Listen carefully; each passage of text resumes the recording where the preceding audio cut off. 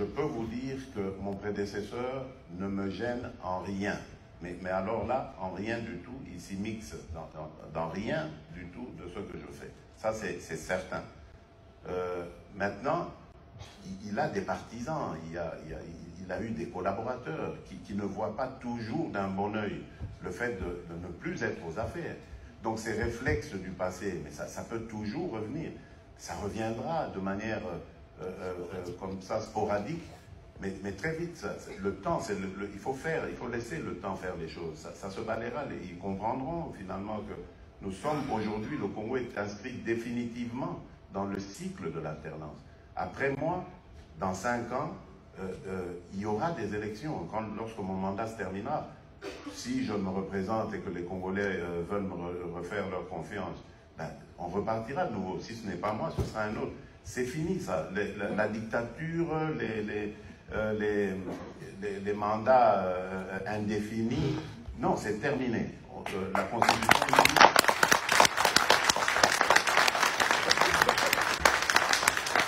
Notre Constitution détermine des mandats de 5 ans. Après 5 ans, on retourne devant le peuple qui détermine le reste. Ça va désormais être ainsi. C'est pour ça que, bon, les gens n'étant pas habitués à cela, ils ont l'impression que mon prédécesseur est encore là, mais très sincèrement, il n'a plus rien à voir dans la gestion de mon pays. Mais... Première transition politique pacifique depuis l'indépendance en 1960. C'est un événement considérable pour l'Afrique et c'est aussi un événement considérable pour le monde. Vous êtes aujourd'hui à la tête d'un pays qui cumule les superlatifs et qui est aussi un des plus vastes chantiers. Les superlatifs, j'en cite 4.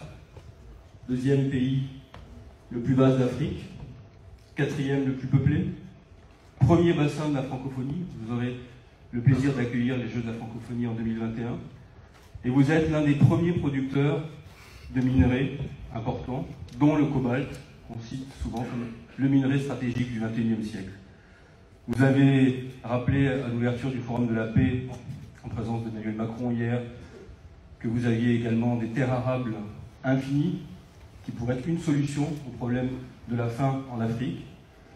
Et dans le même temps, vous héritez d'un pays qui est un immense chantier. Un pays, jusqu'à une date récente, Monsieur le Président, qui était isolé et sous sanction. Un pays dont une partie, vous l'avez rappelé également hier, est encore en guerre, ou connaît des conflits, avec la présence sur son sol d'une des plus importantes opérations de maintien de la paix des Nations Unies. Mais un pays, surtout, parmi les plus riches, au potentiel le plus important, mais qui est malheureusement aujourd'hui un des pays les plus pauvres. Le RDC est classé 178e sur 189 pays au classement du PNUD de l'indice du développement humain. Alors ma question est simple, Monsieur le Président. Dans ce contexte, quelles sont vos priorités et comment entendez-vous relever ces immenses défis? Bien, merci. Avant toute chose, je salue l'assistance et je remercie les organisateurs de me faire l'honneur de venir parler de mon pays. Un pays qui, comme vous l'avez dit, cumule les superlatifs, mais en ce moment est en train de passer des moments difficiles. Pour moi, c'est passager parce que nous avons une telle potentialité dans ce pays, à commencer par sa population qui est à plus de 60% composée de jeunes. Donc, ça veut dire qu'il y a un avenir à ce pays et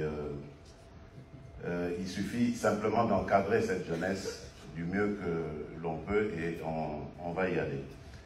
Alors, mes priorités, c'est d'en faire un État moderne en luttant contre la pauvreté.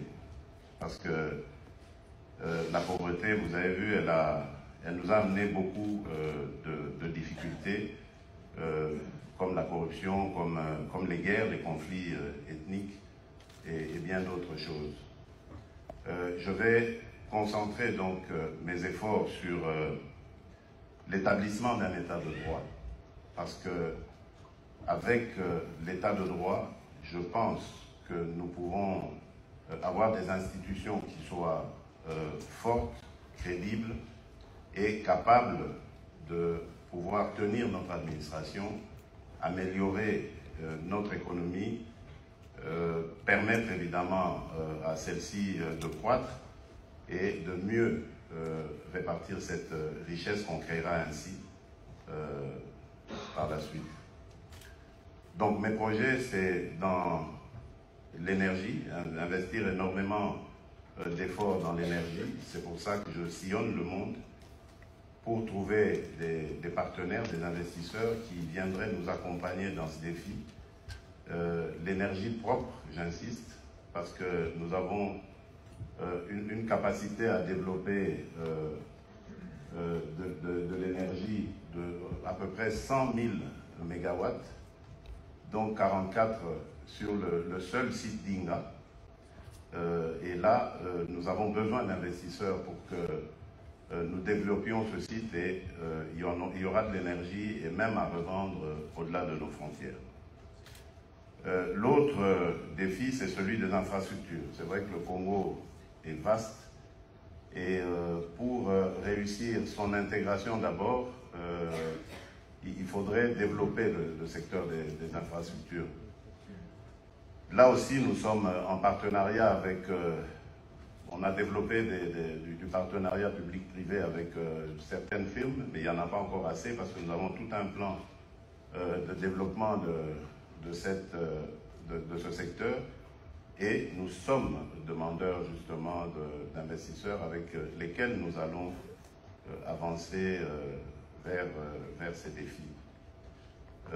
Nous avons également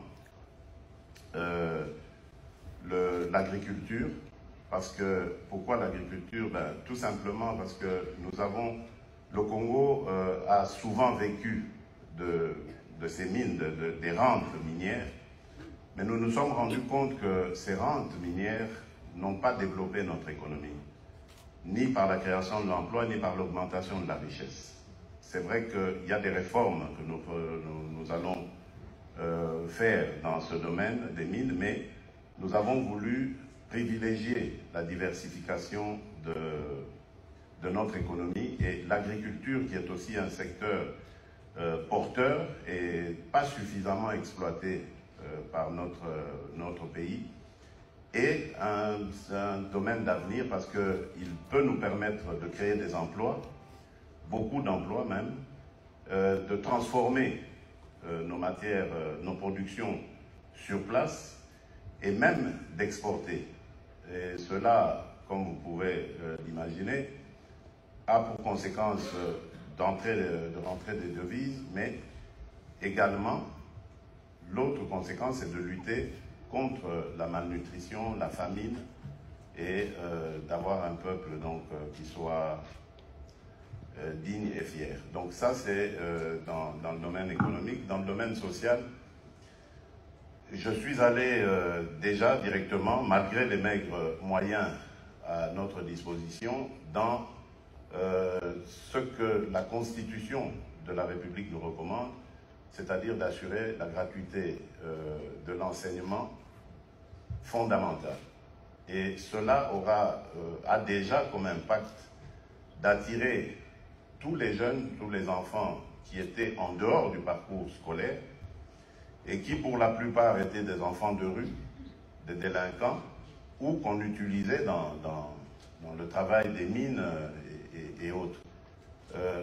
Et là, l'avantage, c'est que donc ils reviennent dans le circuit, le parcours scolaire, et nous pouvons préparer donc ces jeunes gens aux défis à venir de notre pays.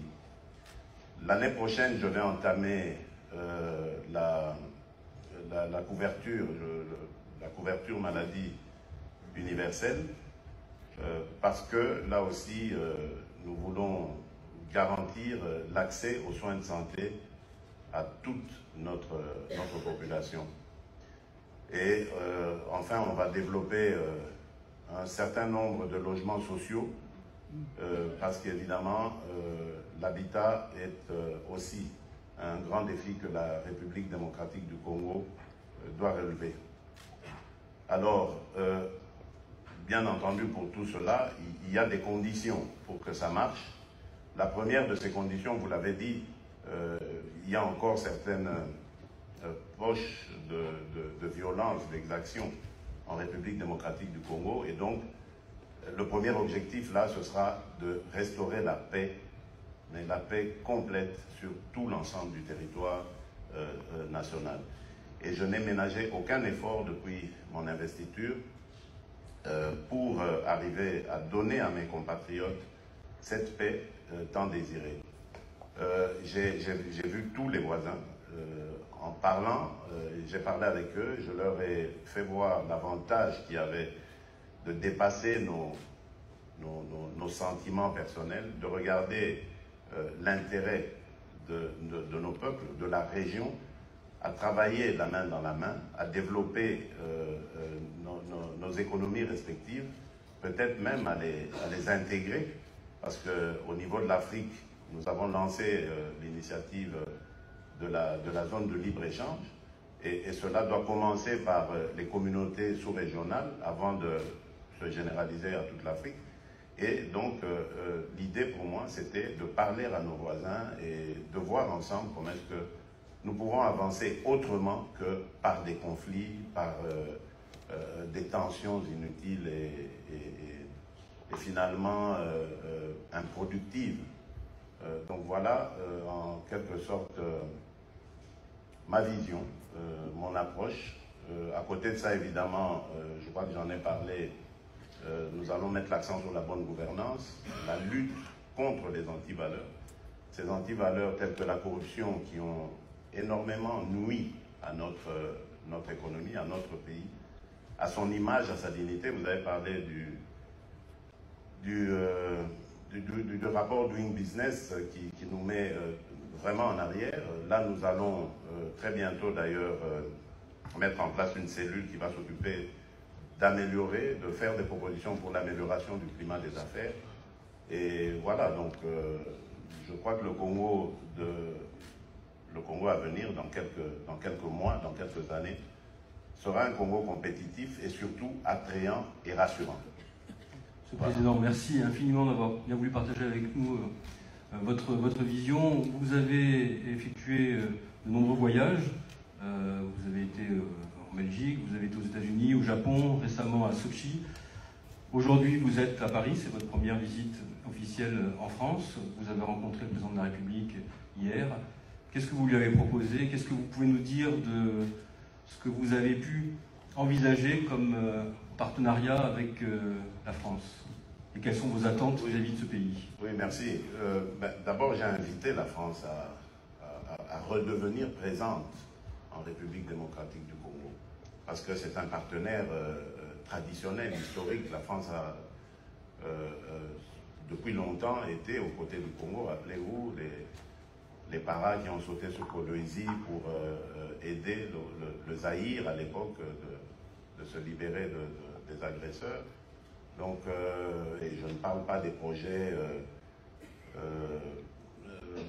qui ont été réalisés par la France au Congo, la coopération, et c'est cela que je voudrais relancer, parce que le Congo a été très souvent vu ces derniers temps comme un pays infréquentable et qui a fait peur. Aujourd'hui, j'ai multiplié ces déplacements pour dire aux gens que le Congo veut parler et il faut l'entendre. Le Congo a des besoins, le Congo veut se développer et il a des amis, il compte sur ses amis, ses partenaires pour développer des relations de coopération afin de pouvoir décoller.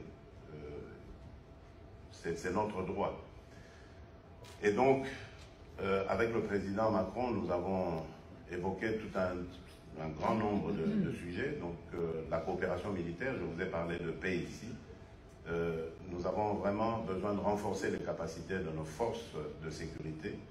Et cela, la France peut nous l'apporter par son expertise. Nous avons évoqué l'agro-industrie. Je vous ai parlé de l'intérêt que je marque à ce secteur, l'agriculture. Le Congo a plus de 40 millions d'hectares de terres arables et irrigables. Donc, c'est vous dire l'enjeu qu'il y a derrière cela. Nous avons parlé d'échanges aussi, de technologie. La France est en pointe dans ce domaine. Je viens d'inaugurer d'ailleurs, de visiter plutôt la station F. Le numérique est un domaine dans lequel nous voulons nous lancer, développer ce domaine. Je vous ai parlé de notre jeunesse qui est ingénieuse et qui n'a besoin que d'encadrement. Nous avons parlé du renforcement de nos capacités aussi dans la lutte contre les antivaleurs. Ça, j'ai reçu vraiment des assurances du président Macron de nous aider à renforcer notre administration qui va lutter contre ces fléaux qui nous ont affaiblis. Donc voilà un peu dans l'ensemble ce que nous avons évoqué avec le président français. Merci beaucoup, Monsieur le Président. Peut-être pour conclure, une dernière question. Vous avez en face de vous des représentants des mondes de la politique, des affaires, beaucoup de CEO de grandes entreprises, pas seulement françaises, beaucoup d'entreprises américaines, canadiennes, étrangères. Vous avez très précisément répondu à certaines des questions qui se posent sur notamment la gouvernance, sur les risques aussi de toute nature, sécuritaire ou sanitaire, donc je n'y reviens pas. La dernière question que je souhaitais en toute transparence et franchise aborder avec vous, qui est un peu présente dans les esprits, c'est que vous avez hérité d'un pays à situation politique complexe. Vous êtes président de la République, vous avez une majorité qui est réelle, mais qui est fragile néanmoins, notamment au Sénat, et les gouverneurs des provinces ont été nommés par votre prédécesseur. Comment est-ce qu'on fait quand on est président de la République d'un si grand pays pour arriver à lever cette hypothèque d'une forme de ce que certains évoquent, un dualisme du pouvoir? Oui, d'abord, j'aimerais nuancer votre question. Les gouverneurs n'ont pas été nommés par mon prédécesseur, ils ont été nommés par moi. Après, évidemment, élection par les assemblées provinciales, mais évidemment, ils sont la majorité du camp de mon prédécesseur. Mais la loi indique que c'est le président de la République qui les désigne après qu'ils aient été élus par leurs assemblées provinciales. Alors, pour revenir à votre question, moi je dirais, vous avez parlé de dualité. Il n'y a pas de dualité. Vous savez, le Congo est indépendant depuis 1960. L'année prochaine, nous célébrerons le 60e anniversaire de notre pays. Donc ça veut dire que depuis 59 ans maintenant, nous n'avons jamais, alors là, jamais connu d'alternance. C'est une première expérience, une grande première historiquement parlant, et donc on n'a pas de modèle avant ça. Donc nous travaillons un peu sans filet. Donc il n'y a pas de brouillon sur lequel on peut refaire les scénarios, etc. On travaille, et donc ça fait que tout le monde se demande si la mayonnaise va prendre ou pas. Et c'est tout à fait normal, c'est la réaction normale. C'est avec le temps que les habitudes vont revenir, etc. Donc, je peux vous dire que mon prédécesseur ne me gêne en rien. Mais alors là, en rien du tout, il s'y mixe dans rien du tout de ce que je fais. Ça, c'est certain. Maintenant, il a des partisans, il a eu des collaborateurs qui ne voient pas toujours d'un bon œil le fait de ne plus être aux affaires. Donc ces réflexes du passé, mais ça peut toujours revenir. Ça reviendra de manière comme ça sporadique, mais très vite. Le temps, il faut laisser le temps faire les choses. Ça se balayera. Ils comprendront finalement que nous sommes aujourd'hui, le Congo est inscrit définitivement dans le cycle de l'alternance. Après moi, dans 5 ans, il y aura des élections. Lorsque mon mandat se terminera, si je me représente et que les Congolais veulent me refaire leur confiance, ben, on repartira de nouveau. Si ce n'est pas moi, ce sera un autre. C'est fini ça. La dictature, les mandats indéfinis, non, c'est terminé. La Constitution dit...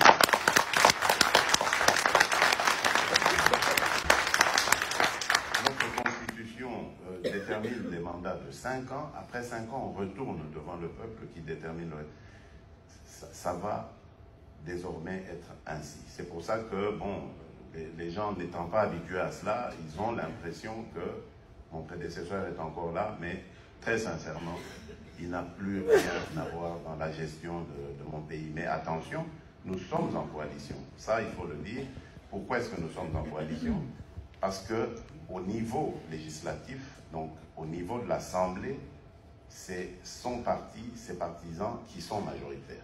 Et donc nous nous étions dit, au lieu d'avoir un système de cohabitation, il vaut mieux aller en coalition. Nous avons coalisé autour d'un programme qui a été impulsé par moi et qui sera conduit par ma personne. Donc ça veut dire qu'il n'y a pas du tout péril en la demeure. Le Congo va bien, de mieux en mieux chaque jour, et vous êtes les bienvenus. Monsieur le Président,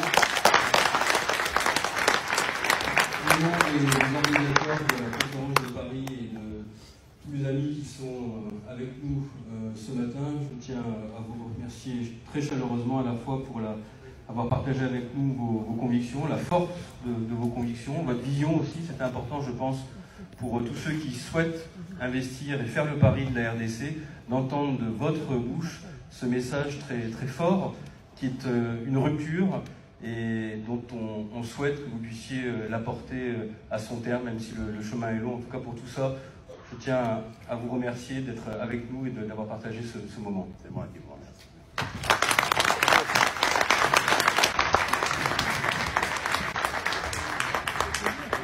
Merci à vous, Monsieur Lebret.